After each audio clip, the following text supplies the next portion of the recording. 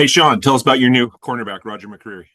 Yeah, we were looking to be able to just add some depth. He's a guy that respect from playing against him earlier this year. Has some inside outside flex. Actually, Aubrey coached them in the Senior Bowl when he was coming out of Auburn. And so we're excited to get him in. I mean, nowadays things get out so quickly. I mean, it happened. And then as soon as you know it, you guys know about it too. So just talk to him.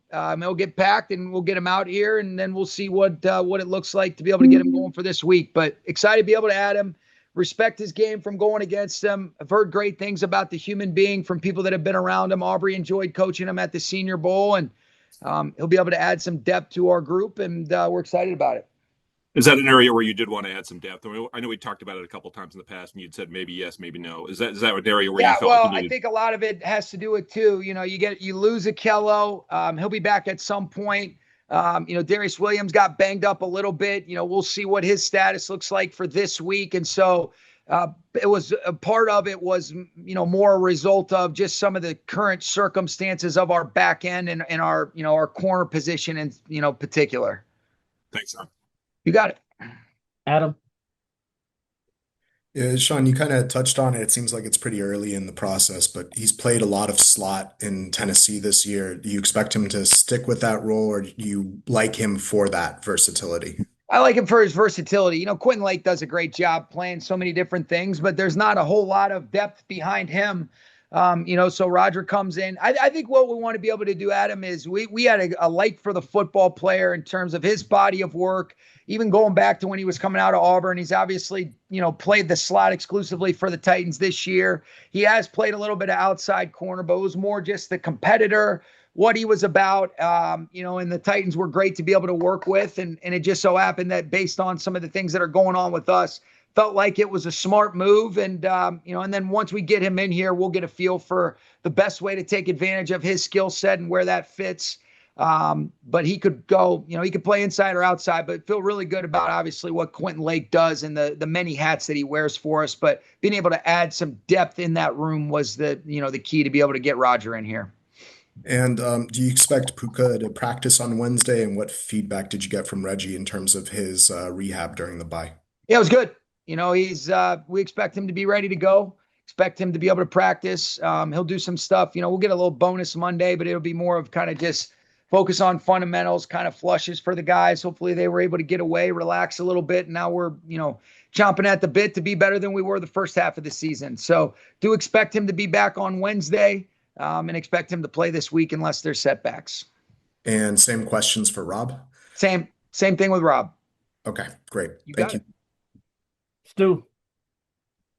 Hey, Sean, just having faced the Titans earlier this season, was there anything that stuck out to you about the way, Roger played in that game?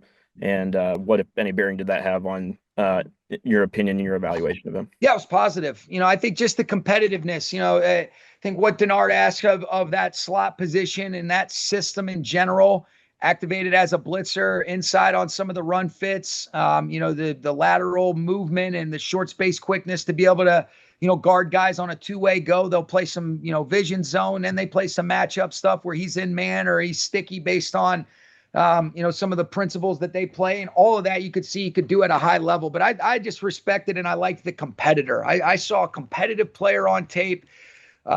Played big at the point of attack, would get his face dirty if he was involved in the run fit. They could blitz him internally, externally. So we just saw a good player. So it did have a positive impact based on going against him, even though it was in week 2. And then obviously some of the feedback that I got from Aubrey being around him. And, I was glad that we were able to get it done. And then just big picture, you guys are home 3 of the first 4 weeks of the month of November. Just what kind of a benefit is that after how much travel you've already had through the first 7 or 8 weeks of the season? Yeah, it's a benefit. I don't necessarily, I appreciate what you're asking. I don't really look at it that way. I look at it as let's be in the moment one day at a time. I'm glad that we're home 3 of the 4 games. It'll be great to be back at SoFi this week. I couldn't tell you who we play other than the Saints this week. And that's kind of served us well. I think it's really, everybody talks about being present all the time. But to be able to do it, it's easy to say, it's really hard to do. We're going to focus one day at a time. I'm excited to build on some of the momentum that I thought these guys established. And we've got to continuously go this way. and with the approach that we expect to take. And, every single week there's challenges. Humility is only a day away. So I'm glad to be back home, but my sole focus and concentration is on having a good day today, with our preparation geared towards being at our best when we play the Saints on Sunday. Appreciate it. Thank you. You got it, man. Sarah. Hey, Sean, you've Hey. talked a lot about kind of how your sleep habits and how you have kind of developed as you've gone through your years of coaching.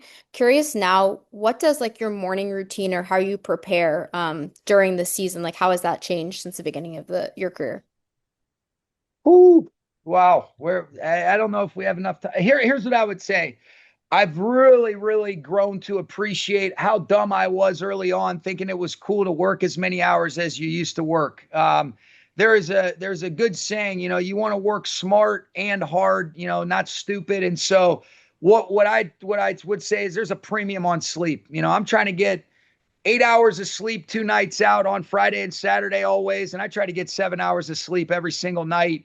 And if I don't, I am not as fun to be around, and I notice that significantly. And that's not when you're at your best. This is about people. This is about dealing with people, being patient, being urgent, but being clear thinking. And so I've gone to bed earlier. What's nice is I have a 2-year-old son now, so he goes to bed at about 7, and Dad isn't as far behind as maybe you would think. But I get up early. I've always been a little bit of an early riser. And what I like about that, Sarah, is there's a lot of unforeseen things that take place throughout the course of the day that you naturally have to deal with as a head coach, whether that's operationally, schedule-wise, schematically, different phases, being what you need to be and having the fluidity and flexibility. So you better save those first few hours of the day to be able to kind of get your priority things done where you kind of have some quiet time. And so my rhythm has been pretty consistent where I'm up early. But being able to prioritize the sleep has been something I've leaned into and felt incredibly tangible benefits from it.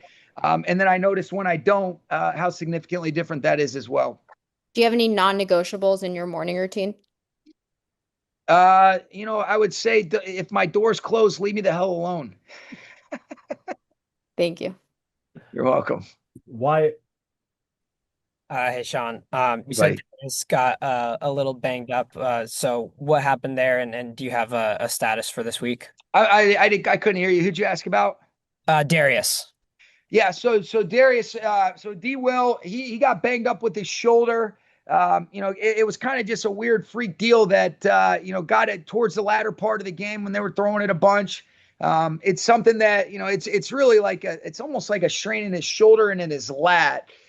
It's kind of an abnormal deal that typically it's a very abnormal type of injury, but it is something that you need to be cognizant of, and certain movements and things that we're asked to do, especially from the corner spot where it does kind of just trigger it. And it's a weird feeling. He's done a great job. He was rehabbing all week. We're going to continue to try to keep the doors open for him going this week. But if he doesn't, then we need to have contingency plans accordingly. And I think that group as a whole has played well. Been really pleased with, Darious, both, him, Jacoby, and Emmanuel Forbes. So hopefully he's able to go. If not, then he'll be ready to roll the following week.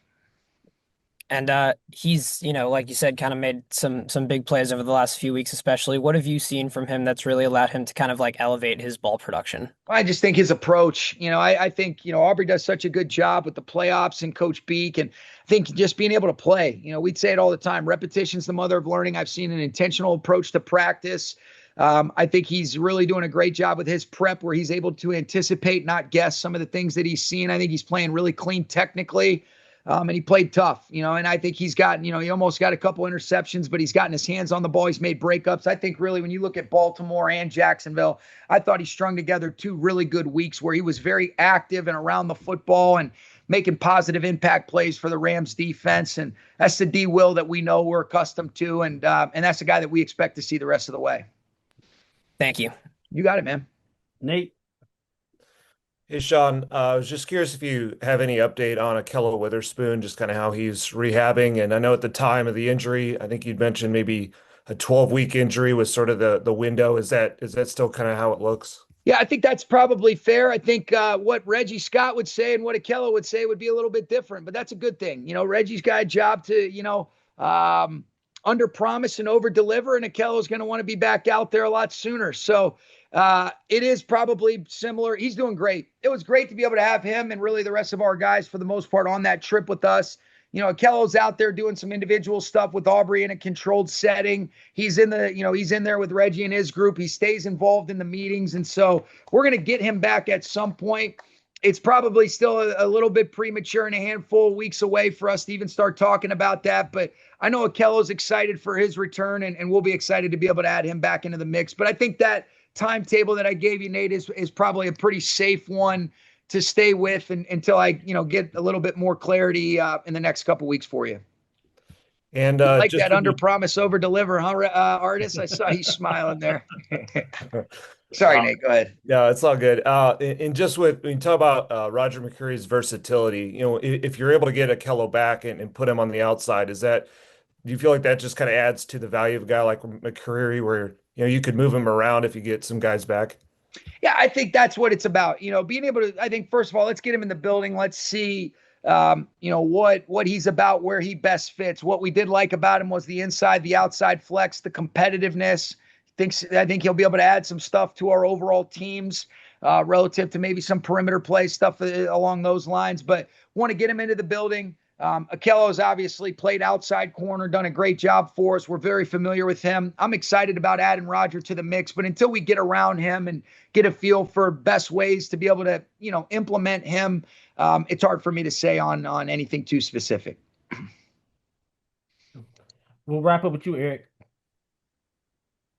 Hey, Coach. Thanks for taking our questions. Of course. You mentioned building momentum based on how you guys have been playing up to this point. You get the bye week, and you've been pretty good on the second half of those bye weeks in terms of how you've played the last couple seasons. What are some reasons for that, and what's the importance and ability to self-scout during this bye week to kind of, reset going into the second half of the season? Yeah, so I think the first thing is we've got the right kind of guys. I think our coaches have done a good job of being consistent, but also flexible and fluid if necessary. And then our players, they're coachable. The way they approach practice, you can't help but improve if you're intentional with your approaches like that. And so I think the goal is you want to be able to continuously improve throughout. Sometimes the results reflect that, sometimes they don't, but are we committed to a process, and are we evaluating our process on a weekly and a daily approach to make sure that it's geared towards putting our players in the most successful outcomes and cultivating an atmosphere and environment that inspires guys to want to do better, to continuously grow, to be secure enough to be accountable. And that's coaches and players alike. So I think those are some positive things. As far as the self-scout's concerned, you better do that week in and week out. We do that every single week. You have to be in tune. You better know yourself before you know your opponent. That's been a consistent approach that we've really leaned into the last handful of years. You don't wait till the bye. You might have a little bit more time, but we expect to be in tune with the things that we need to be aware of. What are the opponents looking at? And we better know ourselves better than our opponents. And that's something that's ongoing on a weekly basis. That's before you even start your opponent prep.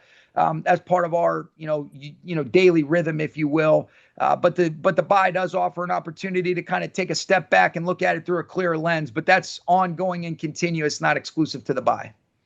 And then one more quick one for you, Coach. You mentioned Puka's coming back. He's been dinged up a little bit, over the last couple of years. How do you balance letting Puka be Puka in the way he plays versus wanting to keep him on the field and not have to deal with these setbacks through the year? Yeah, it's a good question. I think you look at the things that are reflected in why are we missing time if we are, and if they're preventable, then let's continuously look at that and communicate that and be able to pick and choose our spots. When you're going up to try to break up a pass on a 50-50 ball and your ankle comes down weird, sometimes there's some freak things. But I do think, to your question, I think the important thing, Eric, is being mindful of the totality of the workload that we're asking of him and being cognizant of that through 17 games. And then hopefully you earn the right to be able to play after that. And what I think is good that, sometimes you're forced by nature of situations that arise to learn, all right, how do we take advantage of the totality? And are there some chances to be able to maybe take some snaps or things off of him that allows other guys to still be able to be contributors? And we're always trying to find that sweet spot. And it's a positive thing because he is such a productive player in so many phases. But we do talk about those things in regards to the things that we can control to maybe, limit the exposure to some of those possible injuries. But then there are occupational hazards that exist in this game, as you well know, that sometimes you're saying, hey, could we have done anything to prevent it? I'm glad he went up and played DB in that situation. I'm bummed that he came down on his ankle weird. So it's kind of a give and take if that answers your question. Yeah. Thanks, Coach. You got it, man. Thanks, Coach. All right. Thank you, guys.